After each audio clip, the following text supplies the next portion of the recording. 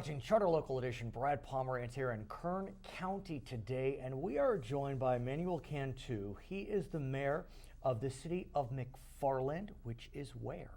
McFarland is about 23 miles north of Bakersfield. Small little agrarian community, predominantly Hispanic, and it's a great little quaint little town where people can go and enjoy a very small town setting. Right. We're not Mayberry, but you're close. But it's about the closest thing here in California. But your quaint town became an international sensation as a result of a movie. Yes, that's It was a movie of which many of us are familiar, called McFarland, USA. Came out in 2015. None other than Kevin Costner starred in it, Maria Bello as well. Talk to us about how little quaint McFarland became the topic of a Disney film that received international acclaim. Well, a lot of it has to do with the people in McFarland. We have a lot of great people. Back then in the 80s, and actually even before then, the movie obviously steers a little bit away from the actual happenings of the movie. No, the actual happenings. Jim White, great guy, great individual, went to McFarland and he started teaching there back in 1964.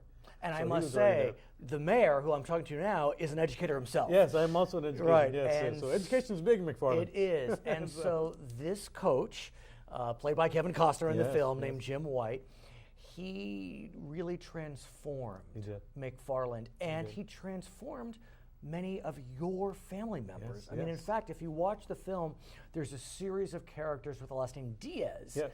Those are your cousins. They're my cousins. Johnny Salmonello was my brother-in-law. Right. Okay. And so we grew up together, and Coach White was always in the midst. So, he was a gentleman that embraced the culture there. Right. And he's not of Latin descent. No, he's definitely not. He's Anglo-American, and so he came into this culture. He embraced it. We embraced him. The people embraced him. To this day, he still lives in McFarland. Him and Cheryl White, and so. He's at the school. He'll see him around town. But for those of us that haven't seen the film, talk to us about what the story, how the story unravels, how the story unfolds. The Hispanic culture is a very humble culture, and so when we view success, we view it as maybe in a different scale. Where we're here in this country. We came. We found jobs. We have a small little home, and that is enough. But someone like Jim White came and he said, hey, you know what? You guys can achieve anything you want. And he took these Hispanic young men and he converted them into people that could believe that there are no obstacles that could derail your vision or your dreams or your opportunities in this country. And that's exactly what happens in the movie. Jim encourages these individuals. He had never been a cross-country coach prior.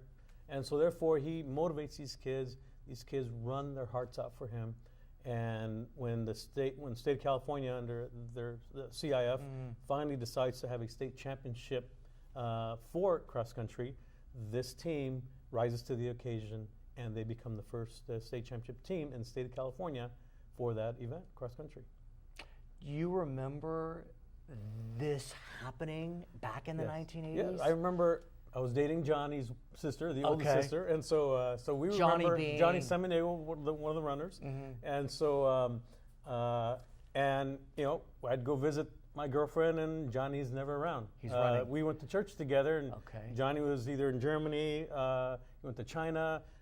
He was never around. He's always out there running with Coach White. They're going somewhere. They're doing something. And you knew Coach White. Oh, yeah. And you still do, obviously. Exactly. He was our teacher, PE teacher, growing up through the educational system. So how did it come that Walt Disney, the company, came to McFarland and decided to take this inspirational story to the world? Well, they're a family-oriented company. And so their movies definitely they follow suit with this story. Right. And so at the same time, Sports Illustrated and other sports-oriented companies had done articles. They had done documentaries on the team and Coach White. This is back in the 80s, though. 80s and 90s. And so this movie was about 25 years, 20 years or so late in the making. And so through the years, people have known of McFarland. Matter of fact, the reason why they named it McFarland was whenever McFarland High School appeared at a championship game or any cross-country event, people would always say, well, here's McFarland. Oh, well, you know, they're here. McFarland's going to win, or McFarland's is here now. Right. And so that was very consistent with the name, you know, a championship cross-country program. So Disney had other names, and then at the end, after talking to people in the community, people there, they decided, you know what, we have to name this McFarland because it fits, you know, that team, you know, whenever they went somewhere. Nowadays, it's more so, you know, when they think of McFarland, they think of a cross-country championship program. And so not so much, you know, the food, the great food that we have there, or the businesses in town, or our churches, it's synonymous, McFarland's synonymous with a group of kids that had aspirations and lived the American dream. Did the filmmakers take filming to McFarland? Yes, they were there for 3 solid weeks of filming. We had the How privilege, was that for you? You know, and it was great. We had the privilege of having Kevin in our hometown, Maria Bale. And so it was great having them there. It was great having the folks from Disney there, the directors. Right. And so that was wonderful. And having people come in from all over to see the filming and all the pieces that go into what they do. And I'll be honest with you, we were very blessed to have Disney in our town.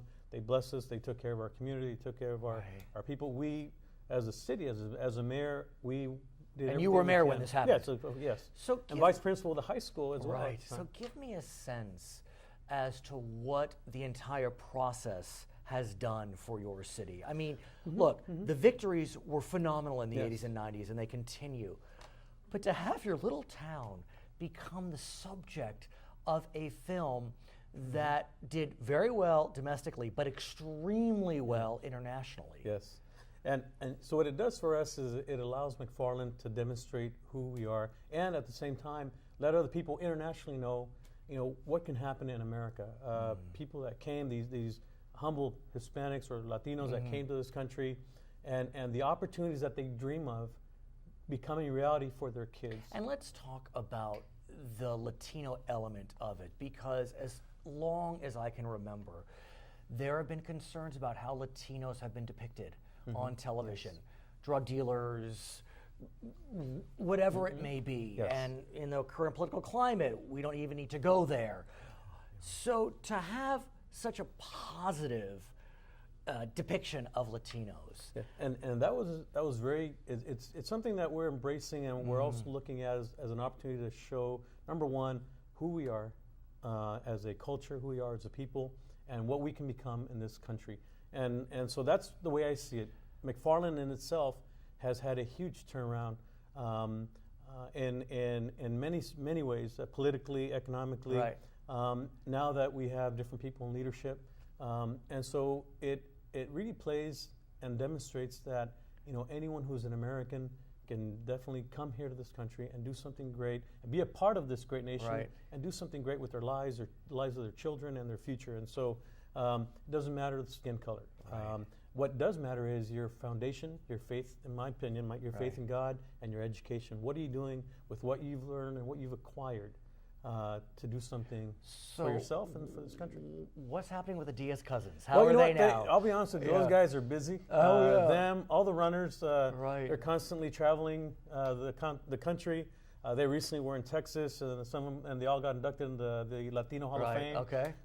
And before that, I mean, ever since the movie came out, and even before, when the filming was being done, they've all been getting calls. Coach White is one of the busiest guys you'll meet. He's constantly speaking in every type of venue you can think of. His name is Manuel Cantu, Manny Cantu. He is the mayor of the city of McFarland. His wife was in the film, actually. Yes, she was in the film. His cousins were depicted, and I just congratulate you. Thank you. My name is Brad Pomerance. We're coming to you from Kern County on Charter Local Edition.